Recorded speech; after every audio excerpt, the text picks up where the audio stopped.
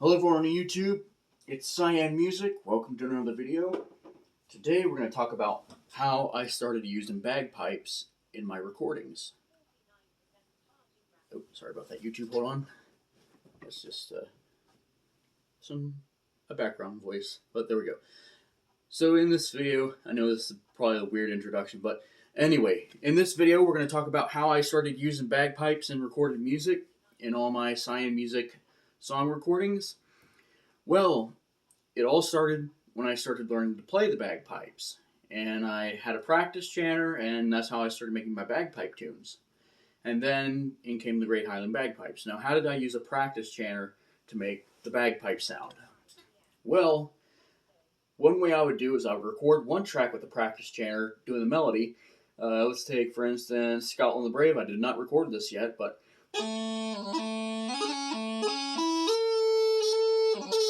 let me empty out my practice chanter, for one thing. Let me empty out my practice chanter.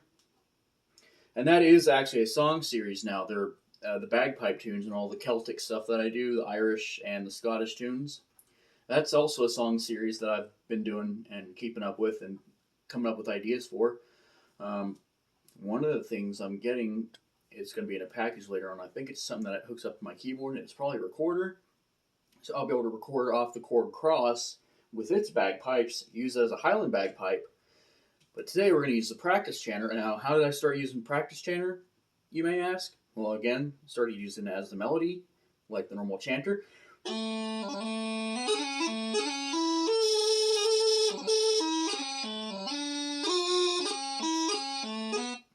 And another track I would do is I'd use another track with the practice chanter and use it as a droning note.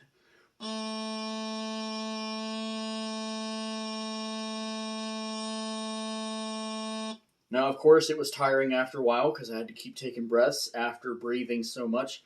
Now, eventually, when it came to the Highland bagpipes, I didn't have to do so much, except there were times where the chanter kept cutting out, but I was able to compensate for it. But then, after using the practice chanter and the Highland pipes, now there's a thing on the BandLab app in the auto pitch section, and all of my bagpipe tunes are played in the Mixolydian scale because that's how the Great Highland Bagpipe is played. Now, after all of that, I did not use, it's hip hop. It's a hip hop effect, and what it does is it plays an octave lower. It pitches your voice down an octave lower, and that's what I would use for the droning note of the practice chanter. I'd use it. Play a low A.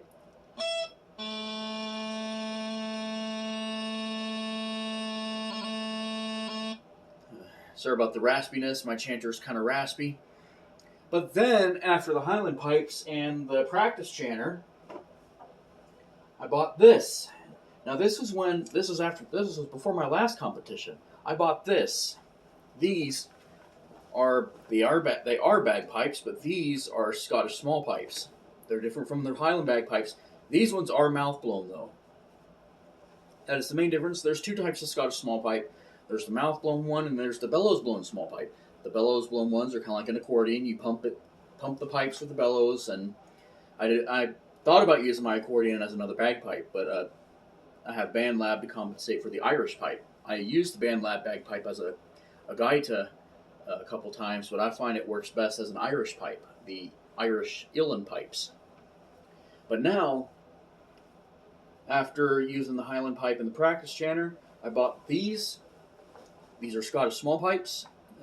In particular, these are the traditional small pipes. I bought these from Piper's Choice. If you go watch many of my Cyan of my main channel, if you subscribe to the LMR Bagpipes YouTube channel, I have plenty of videos on this particular bagpipe. Now, when was the first time I started using this bagpipe versus the Highland pipes and the practice chanter? First time I started using it was in Dawning of the Day in a recording. Then I started using it in an MSR. If you might know, an MSR is a March Strathspey reel. And then I started using it in some other tunes. Going Home, and I used it in reiteration of Wallop the Cat by the Wicked Tinkers that I did a cover on. And here's how they sound.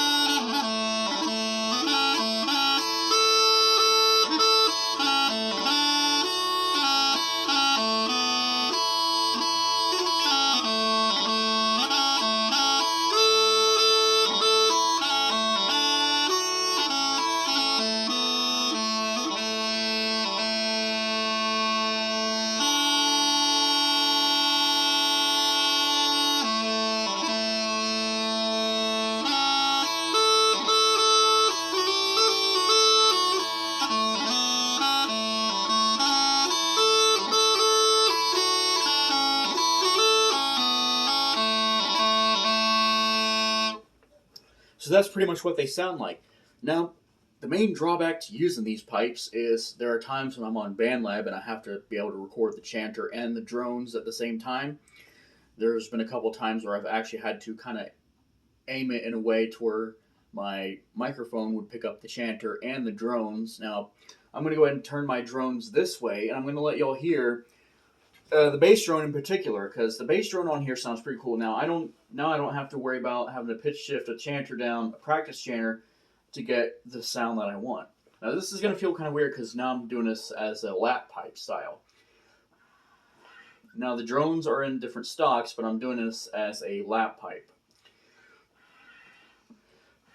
This is known as the Kaylee style, where the bellows or the drones go over your forearm, and they're supported by that.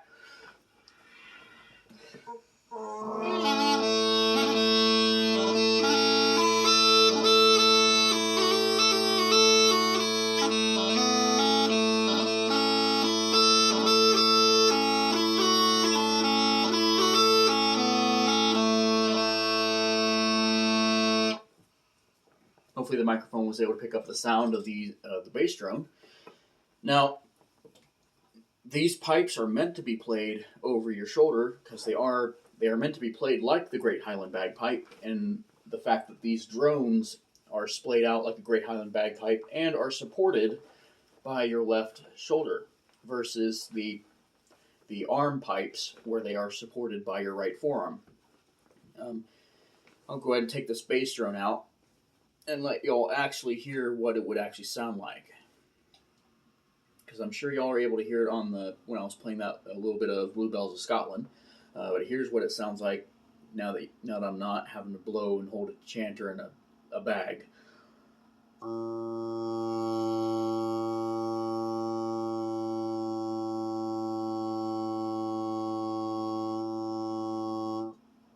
Kind of sounds like the accordion in a sense, in particular when I put my freebase system on, but it's a lot quieter. Alright, now I've got the pipes back in.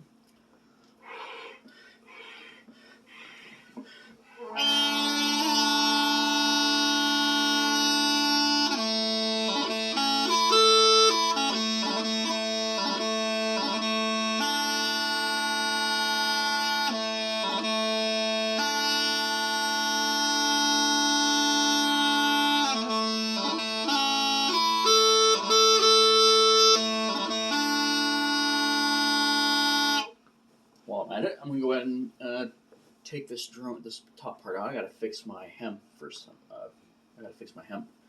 It seems like it wants to not fit on very snug, so I'm going to fix that real quick on my bass drone.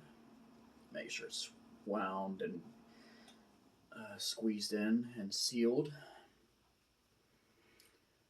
These are hemp joints. These are not the cork joints like most wind instruments have. This has a hemp jointed drone. There we go. Now it's working better. Now I can actually easily move this in and out without having it.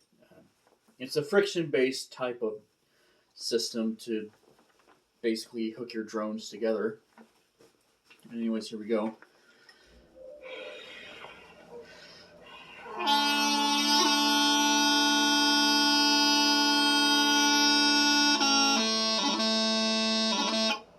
Now I'm at it. I'm gonna go ahead and move over this way. I'm gonna go ahead and put those drones downwards again. I'm gonna let y'all hear. I'm gonna turn around this way, and I'm gonna try and see if I can hear this bass drone.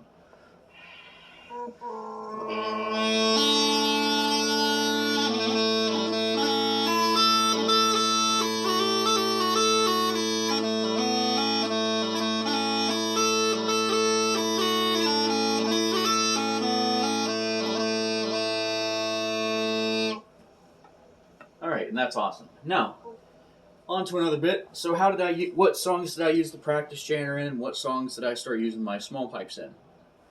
I started using it, like I said, small pipes I started using in Dawning of the Day and MSR, March Strathspey Reel, which I played a poorly rendition of Charlie's Welcome, and I played it in Wall of the Cat and Going Home.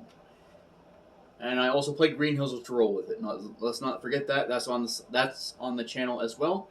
Green Hills of Tyrol. Now, what did I use the practice chanter in? I used it in Cock of the North. I used it in Rowan Tree. I used it in Hector the Hero. And that's pretty much the main songs I've used it in. Tuning to the key of A to make it sound more like small pipes. Now, last little bit we're going to get into what synthesizer waveform complements the sound of a Scottish small pipe versus a Great Highland bagpipe. Well, for Great Highland bagpipes, I actually have, like I said, for the Asturian and Galician gaita, I used a pulse waveform, which is a square wave. It's essentially a square wave is essentially just a pulse waveform, where if you look at it through an oscilloscope, it's an even square. And a pulse waveform is just a rectangular waveform, a square waveform that you can adjust the shape and the dimension of that particular waveform. So on a Great Highland bagpipe, the square waveform is actually more of a rectangular wave. It's actually more on the higher end of the rectangle waveform. Gives it more of an oboe-like nasally sound. On the Scottish small pipe and practice chanters, you get the square wave.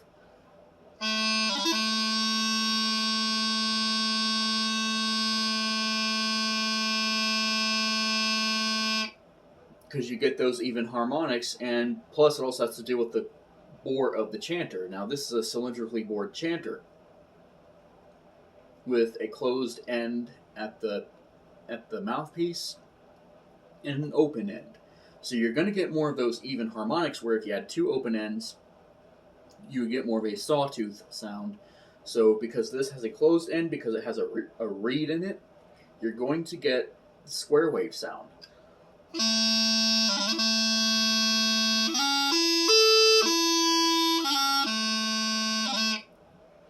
Now compare that with the drones. What do you get with the drones? Let's put the chanter back in. The drones, on the tenor drone, you're going to get the same note as the chanter, low A on the chanter.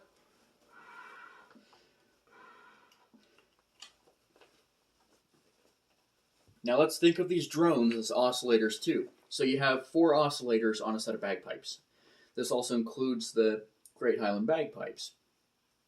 Now for these oscillators, you have a tenor one, which will be your 8-foot oscillator. You have another one. Now there will be a tenor drone, a baritone drone, and a bass drone on a typical set of Scottish small pipes. This one is set up like a Great Highland bagpipe. It has the 2 tenor drones, it has a bass drum, and it has a bass drone. So what are the waveforms within these drones? Well, let's take the square wave. Let's take this bass drone out, and let's blow it through.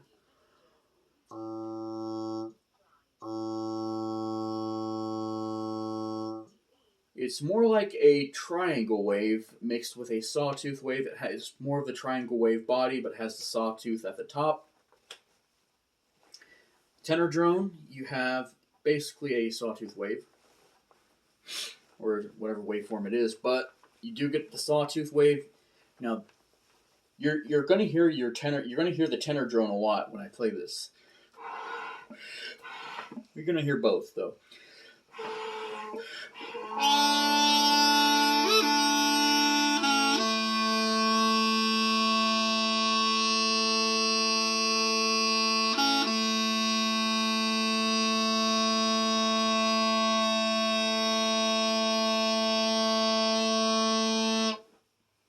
And there it is. So you basically have the main oscillator that is playing on these set of pipes over here. Your bass drone could actually be considered your sub-oscillator because it's playing an octave lower than the tenor drone. And then you have your middle tenor drone, which you just use 2 of the 3 drones. Because I have 2 tenor drones, I don't use the middle tenor, I just use my outside, and I use my bass drone. Therefore sounding more like a normal set of Scottish small pipes. So you have 1 oscillator going, plus a sub-oscillator going, plus your main melody oscillator, which is your chanter, that is producing a square waveform. And that is basically how Scottish small pipes differ from the Great Highland bagpipes, and that is how I started using bagpipes in my band lab song recordings. And that is how the Celtic song series was born. Alright, thanks for watching, and please subscribe to the channel. There will be more of this Celtic music, and there will also be another Little Tommy series song. And I'm also planning on doing some more. Alright, thanks for watching, and please subscribe to the channel.